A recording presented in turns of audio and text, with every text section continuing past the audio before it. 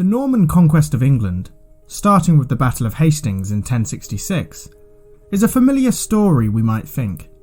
But did you know that there was a second Norman invasion of England? One that took place not on the battlefield, but from the pulpit? A key part of consolidating William the Conqueror's victory at Hastings was the Norman takeover of the English Church, to ensure the message being delivered by priests was to abandon resistance and support the new regime. The man who led this second Norman invasion was Lanfranc, who William made Archbishop of Canterbury in 1070. William and Lanfranc had been friends and allies for a long time. Lanfranc had been William's advisor on religious matters in Normandy and was a supporter of the reform movement within the church, a movement that Pope Leo IX had been particularly keen to embrace.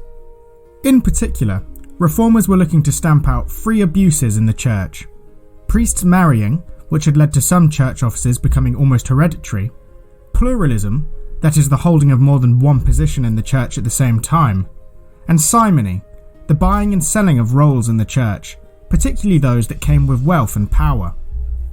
To root out these abuses required firm leadership and lines of authority, with archbishops ruling provinces and bishops ruling dioceses, all accepting the ultimate authority of the Pope. Normally, you might expect a powerful king like William to resist the strengthening of papal authority over the church and its appointments, which kings had enjoyed playing a significant role in shaping. But in the context of the Norman invasion, Lanfranc's shrewd combination of papally endorsed reform with a Norman takeover of the church was a key part of securing William's reign and the Norman succession. So, what did this other Norman conquest entail? First, Lanfranc reinforced church hierarchy and discipline, strengthening the power of newly appointed Norman bishops to administer their dioceses, supported by archdeacons and deans, whose newly formalised roles now included the power to scrutinise the competence and character of priests. Archdeacons and deans owed their position to the bishops, who in turn were required to swear an oath of obedience to the Archbishop of York or Canterbury.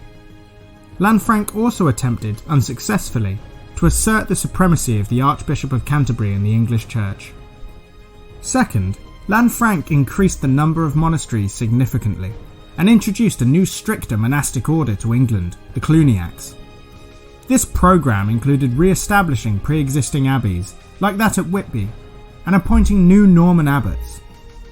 The new regime also embarked on a massive church-building programme, changing the appearance of churches, cathedrals and monasteries across the country.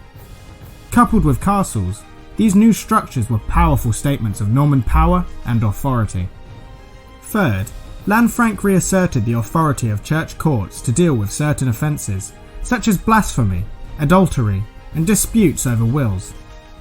Before the conquest, many of these cases had been increasingly heard in the secular courts, normally the 100 Court, but with William's support, Lanfranc reversed this trend, giving Norman bishops even more power over the population. Lanfranc's conquest of the English Church was so complete that by 1087, Wulfstan of Worcester was the only remaining Anglo-Saxon bishop left in England.